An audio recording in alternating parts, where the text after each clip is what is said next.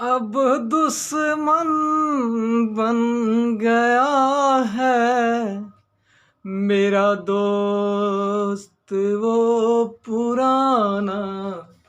बदल गई है ये दुनिया, बदल गया है जमाना। अब दुश्मन बन गया है मेरा दोस्त वो पुराना। बदल गई है ये दुनिया, बदल गया है जमाना।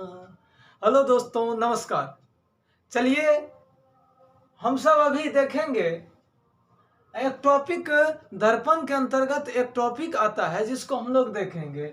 ये टॉपिक आएगा कि अवतल दर्पण द्वारा बनाए गए प्रतिबिंब और उसकी प्रकृति क्या होगी। मतलब अवतल दर्पण के किस पॉइंट पर वस्तु को रखेंगे तो उसका प्रतिबिंब कहाँ बनेगा। इसको आज हम लोग डिटेल से, बारीकी से और एक ट्रिक के माध्यम से देखेंगे, जिसको हम लोग को समझने में बहुत आसान होगा और रटना नहीं पड़ेगा। सिर्फ समझ जाएंगे और कॉन्सेप्ट क्लियर हो जाएगा।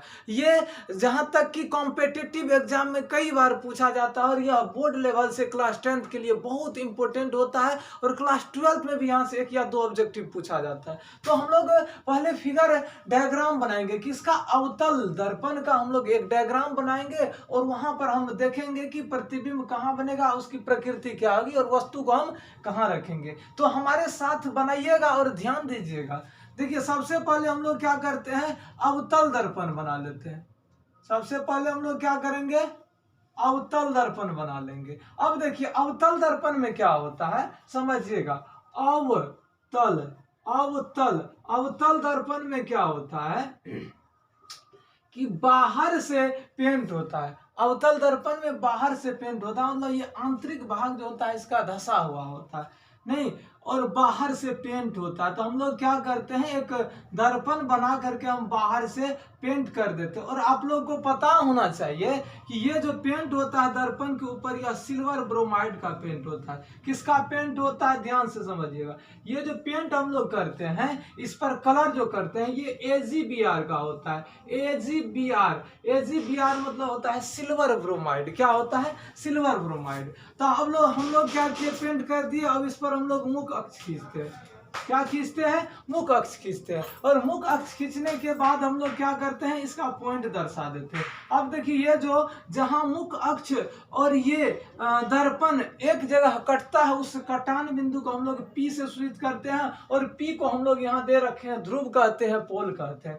फिर ये जो गोलाकार बनता है, उसका जो सेंटर पॉइंट होता है उसको C से सूचित करते हैं, उसको वक्रता केंद्र कहते हैं। और इस P और C के मध्य में हम लोग मुख्य फोकस को ले लेते हैं। क्या ले लेते हैं, मुख्य फोकस, जिसको हम लोग कैपिटल F से सूचित करते हैं। और कहीं ना कहीं जाकर के हम लोग एक अनंत ले लेते हैं। क्या ले लेते हैं, अनंत ले लेते हैं, जिसको हम लोग इन्फिनाइट कहते हैं। क्या कहते हैं, इन्फिनाइट कहते हैं। और दर्पण के पीछे फिर प्रतिबिंब बनेगा। तो अब हम लोग इस पॉइंट को समझ गए। हम लोग को दर्शाना क्या है, ध्यान से समझिएगा। इसमें हम लोग ये समझेंगे कि वस्तु कहाँ रखेंगे तो प्रतिबिंब उसका कहाँ बनेगा, फिर उसकी प्रकृति क्या होगी। तो समझिएगा, सबसे मूल पॉइंट जो होता है इसको हम लोग 0 कहते हैं। इसको क्या कहते हैं, इस P को हम ऊपर रख देते हैं। इसको हम लोग क्या कहते हैं, 0 कहते हैं। ओरिजिन को हम लोग 0,0 से दर्शाते हैं।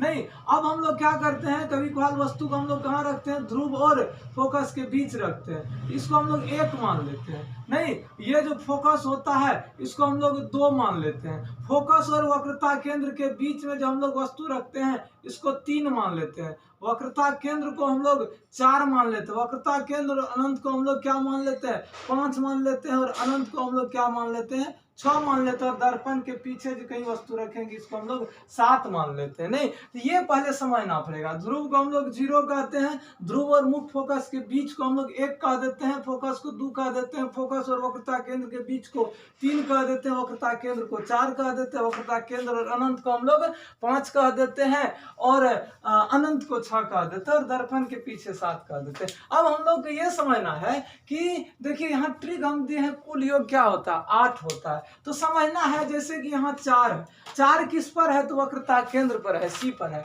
अब हम 4 में कितना जोड़ेंगे कि 8 होगा, तो 4 जोड़ेंगे। कहने का मतलब वक्रता केंद्र पर यदि वस्तु रहेगा तो प्रतिबिंब भी कहाँ बनेगा, इसी वक्रता केंद्र पर बन जाएगा। ये ट्रिक है, इसको समझना है, रटना नहीं है। उसके बाद जैसे कि वक्रता केंद्र पर वस्तु रखेंगे तो वक्रता केंद्र पर ही प्रतिबिंब बनेगा। हम कैसे समझे, क्यों, क्योंकि 4 है, 4 में कितना जोड़ेंगे कि 8 होगा, 4 ही जोड़ेंगे। तो इसका मतलब वस्तु को वक्रता केंद्र पर रखेंगे तो प्रतिबिंब भी कहाँ बनेगा, वक्रता केंद्र पर। अब वास्तविक बनेगा कि उल्टा बनेगा कि सीधा बनेगा, क्या बनेगा, ये बाद में हम लोग समझेंगे।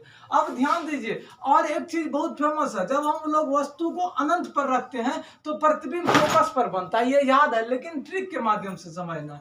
यदि हम वस्तु को अनंत पर रखते हैं तो प्रतिबिंब कहाँ बनेगा, तो ध्यान दीजिए, अनंत पर जब था तो इसका मान हम 6 रखे थे, और 6 में कितना जोड़ेंगे तो 8 होगा, 2 जोड़ेंगे। इसका मतलब है वस्तु को अनंत पर रखेंगे तो प्रतिबिंब कहाँ बनेगा, फोकस पर बनेगा, प्रतिबिंब फोकस पर बनेगा। और यदि हम फोकस पर वस्तु को रखते हैं तो प्रतिबिंब कहाँ बनेगा, अनंत पर। क्यों, क्योंकि फोकस को हम 2 से सूचित किए हैं, और 2 में कितना जोड़ेंगे, 8 होगा, तो 6 जोड़ेंगे। इसका मतलब वस्तु को मुख्य फोकस पर रखेंगे तो प्रतिबिंब अनंत पर बनेगा, और अनंत पर रखेंगे तो मुख्य फोकस पर बनेगा। अब हम लोग बात करते हैं कहाँ, अनंत और वक्रता केंद्र के बीच यदि वस्तु को हम लोग रखेंगे तो प्रतिबिंब कहाँ बनेगा। ध्यान दीजिएगा, इसको हम माने हैं क्या, 5, और 5 में कितना जोड़ेंगे, 8 होगा, तो 3 जोड़ेंगे। कहने का मतलब अब हमारा प्रतिबिंब कहाँ जाके बनेगा, तो मुख्य फोकस और वक्रता केंद्र के बीच बनेगा। क्यों, क्योंकि 5 में हम 3 जोड़ेंगे तब 8 होगा। तो वस्तु को यदि हम अनंत और वक्रता केंद्र के बीच रखते हैं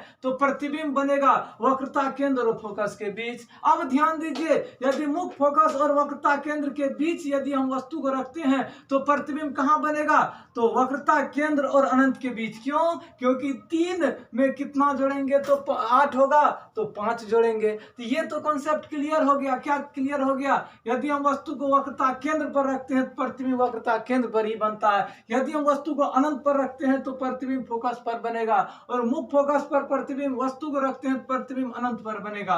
और यदि हम अनंत और वक्रता केंद्र के बीच वस्तु को रखते हैं तो प्रतिबिंब वक्रता केंद्र और फोकस के बीच बनता है, और वक्रता केंद्र और फोकस के बीच वस्तु को रखते हैं तो प्रतिबिंब वक्रता केंद्र और अनंत के बीच बनता है। ये तो कॉन्सेप्ट सर क्लियर हो गया। अब सर इसके बारे में बताइए, जब हम वस्तु को वक्रता केंद्र ध्रुव और मुख्य फोकस के बीच रखेंगे तब प्रतिबिंब कहाँ बनेगा, तो ध्यान से समझिए। इसको हम क्या माने हैं, 1, और 1 में कितना जोड़ेंगे तो 8 होगा, तो सर 7 जोड़ेंगे। इसका मतलब है जब वस्तु को ध्रुव और मुख्य फोकस के बीच रखते हैं तो प्रतिबिंब दर्पण के पीछे बनता है। कहाँ बनेगा, दर्पण के पीछे। यही चीज हमको समझना था।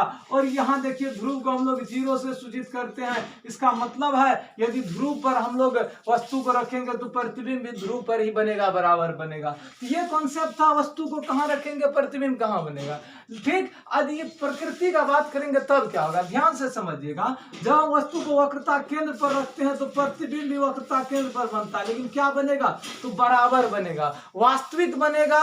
और वास्तविक जब भी बनता है वह उल्टा बनता है। वास्तविक जब भी बनता है क्या